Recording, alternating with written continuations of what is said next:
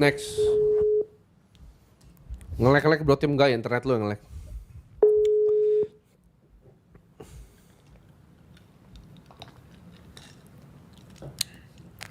Halo malam. Halo, malam. Iya kok. Ya, dengan siapa?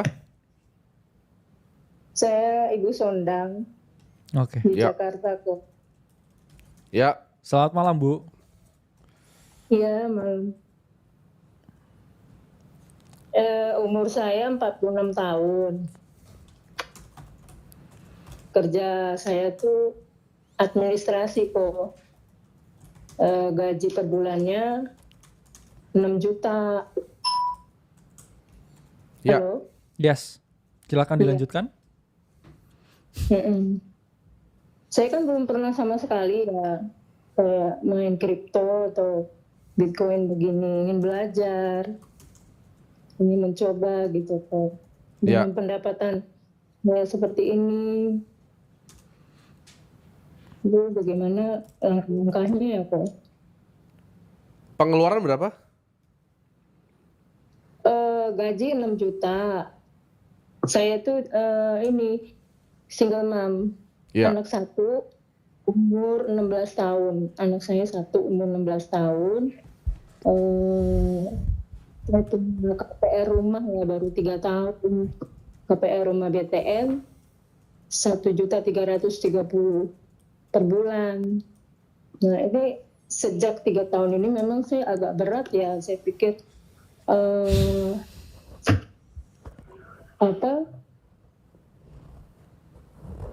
pengen punya ada penghasilan baru gitu. Oke.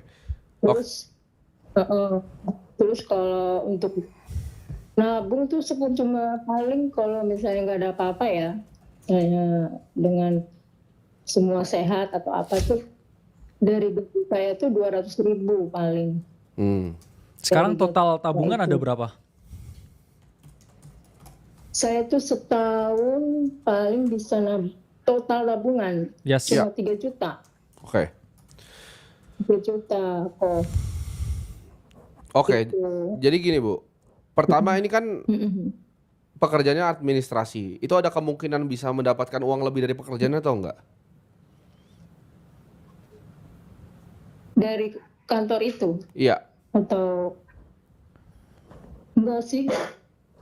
Enggak ada. Oke. Mungkin punya keahlian lain di luar administrasi yang bisa dijual di saat waktu luang? Saya pintar bahasa Inggris sih. Oke. Jadi gini, Bu. Itu harus dipisahkan antara pendapatan dan investasi itu dua hal yang berbeda. Jangan berpikir bisa karena ada Bitcoin tuh bisa pendapatannya bertambah. Itu dua hal yang sangat berbeda. Jadi pertama, itu kan 6 juta pendapatannya dan kira-kira hanya bisa nabung 200.000. Ibu jangan bahkan Iya. pernah mikir tentang Bitcoin dulu. Ini harus bikin tangga pertama dulu nih. Jadi kita punya sistem namanya tangga ternak uang. Coba ntar di share sini ya. Nah, tangga ternak uang itu yang pertama adalah 10 juta dulu ada di bank. Jadi dari 3 juta tadi bagaimana caranya? Kan tabungannya nabung 200.000 nih per bulan nih. Ada nggak pengeluaran kecil-kecil yang bisa dipangkas? Cuman begini, Bu, pengeluaran tuh ada batasnya bisa dipangkas. Yang bisa ditambah adalah pendapatan. Misalnya bisa jual yang lain. Contoh seperti ini saya cerita ya, ibu saya dulu waktu awal saya masih usaha, itu coba jual lemper, coba jual apa ibu saya, kue-kue kering, apapun yang bisa dilakukan, itu harus dilakukan dulu, Bu, untuk meningkatkan pendapatan. Jadi jangan malah 3 juta yang ada ini mau dikemanain buat dapat lebih banyak malah hilang. 10 juta dulu, ini harus ada anak tangganya gitu, sedikit demi sedikit. Iya, iya. Nah, 10 juta itu goal pertama. Ini bahkan belum sampai nih goalnya nih. Yes. Jadi harus dapat 10 juta dulu, Bro. Di rekening bank. Nah, ada hutang-hutang lain nggak di luar KPR? Enggak ada. Saya nggak berani. Dari dulu tuh memang saya itu dulu sempet ngambil KPR itu karena saya pikir mama papa saya tuh nggak cepat dipanggil Tuhan dulu 2022. papa saya itu dipanggil Tuhan tuh berbarengan mereka di 2023. Jadi tuh sekarang saya semua handle rumah, Ya. handle makanya jadi saya agak keteteran lah sekitar 2 tahun ini ya selama mereka pergi. Karena kan saya kan single mom ya, jadi saya tinggal di rumah orang tua dong, mau nggak mau kan. Terus dengan anak saya satu, jadi semua biaya-biaya rumah jadi saya semua. Tadinya kan sama papa sharing, nah gitu. Terus, nah mengenai KPR ini kok ya, apa baiknya saya tuh gimana ya? Apa saya over kredit di tahun kelima, atau baiknya gimana ya? Gini, Menurut saya. itu kan KPR sudah terlanjur Bu. Itu bisa direnegosiasi dengan banknya nggak? Udah pernah negosiasi belum dengan banknya? Ini banyak yang nggak tahu tentang KPR. Di PK saya sih saya baca ya, itu 5 tahun minimal boleh over kredit. Oh, oke. Saya nggak Baru saran untuk sewa. over kredit. Gini, ada Ya, cara, kalau- kita akan benahin dari awal dulu. Ada caranya nggak untuk menambahkan pendapatannya untuk sekarang? Saya sih dulu pernah ngajar-ngajar anak-anak les bahasa Inggris. Cuma sekarang karena apa ya, waktu saya itu udah tersita banyak, jadi saya nggak lakukan lagi privat bahasa Inggris. Oke. Nah, itu. Mm-mm. Mungkin Ibu bisa bikin privat bahasa Inggris secara online, Bu. Ibu coba mulai tawarin mungkin di sosial media. Ibu kan bisa bahasa Inggris nih. Ibu bisa bilang bahwa dunia ini kan sudah berubah. Orang harus bisa bahasa Inggris. Mungkin bisa bikin privat online coaching satu-satu begitu, secara online.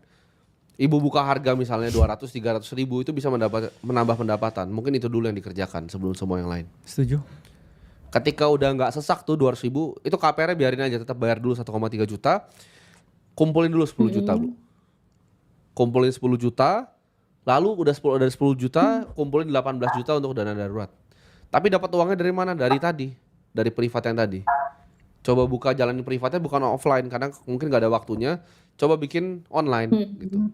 Coba mulai bikin konten di sosial media, di Instagram menjelaskan, atau mungkin di TikTok menjelaskan tentang bahasa Inggris. Nanti ke depannya siapa tahu bisa dimonetisasi, bisa ada brand yang masuk. Ya. Coba dari sana, Bu. Karena itu kan skill yang Ibu punya. Komunikasi dan juga bahasa Inggris kan. Dan coba mungkin bisa, selain administratif kan banyak pekerjaan sebagai translator kan sebenarnya. Yang mungkin bisa mendapatkan pendapatan lebih. Jadi coba dieksplorasi dari bagian penghasilannya dulu. Ya. Bagaimana kalau Bro Kakak? Ibu Sondang anaknya namanya siapa? Anak saya namanya Andrew. Oke, jadi mungkin Andrew harus bangga bro ya. Iya. Dia punya ibu seperti Ibu Sondang yang mau berjuang dan juga Makasih. mau belajar. Iya. Pasti anaknya sangat bangga. Jadi Iya. sama seperti Bro Timothy tadi, pertama ibu harus tingkatin dulu pendapatan. Iya. Dua juga nabung lah minimal 10 juta dulu. Baru juga nanti investasi. Karena nanti kan anaknya umur 16 tahun Bu. Itu ada momen dimana ibu ada rencana nggak anaknya ini mau ke perguruan tinggi? Iya, dia kan anak saya ini sekolah dapat beasiswa sekolah pelayaran Oke. Ya. di sini di Perintis nih, Jakarta Utara. Ya. Jadi memang dia nanti yes. ada biaya untuk biaya-biaya itunya pernah apa yang tidak di cover sama pemerintah nantinya. Oke. Jadi gini Bu, Yang kan Ibu punya skill tadi di bidang bahasa Inggris ya. Jadi mungkin apakah Ibu punya Instagram sekarang? punya Nama Instagramnya apa Bu? Sondang Betty. Sondang Betty. Betty. Nah itu teman-teman bisa Iya. cari ya kalau mau belajar Benar. bahasa Inggris ya. Jadi Dipin, bisa boleh langsung dong kontak nanti. dipin di ini komentar ya. Ya. Ibu Sondang nanti ya. Sondang_Betty. Ya. Jadi Ya. teman-teman bisa kontak ya Ibu Sondang kalau misalnya mau belajar bahasa Inggris. Semoga terjawab ya Bu ya. Terbantu. Jadi emang harus 10 juta gitu harus dipegang untuk Harus. aman ya, Mas. Iya. Yes, harus. Kripto. Jangan mikir investasi apapun Iya. sebelum punya 10 juta. Setelah 10 juta, ibu juga harus berpikir dana darurat 3 sampai 6 bulan. Idealnya minimal 6 bulan ya kita ngomong. Betul. Apalagi ibu juga udah punya anak dan ketidakpastiannya kan pasti jauh lebih tinggi. Kalau ibu sekarang tabungan 3 juta pasti merasa juga mau investasi apapun juga sulit, Bro. Ya, setuju. Karena kan pasti terbawa masalah psikologis ya dengan 3 juta nanti mikir tagihan dan lain sebagainya, investasinya pas turun nanti ibu pasti merasa terpukul nanti dan nggak bisa ngalokasiin uang dengan baik pasti. Ya, setuju. Jadi fokus dulu di tabungan 10 juta baru dana darurat terus baru mulai mikir investasi. Nanti Ya. kalau nggak ada utang juga selain KPR ya itu udah sangat membantu juga. Jadi mungkin anaknya ibu ya KPR. Sandro ya udah harusnya sangat bangga. Iya. sama Sunda. Iya, thank you bro.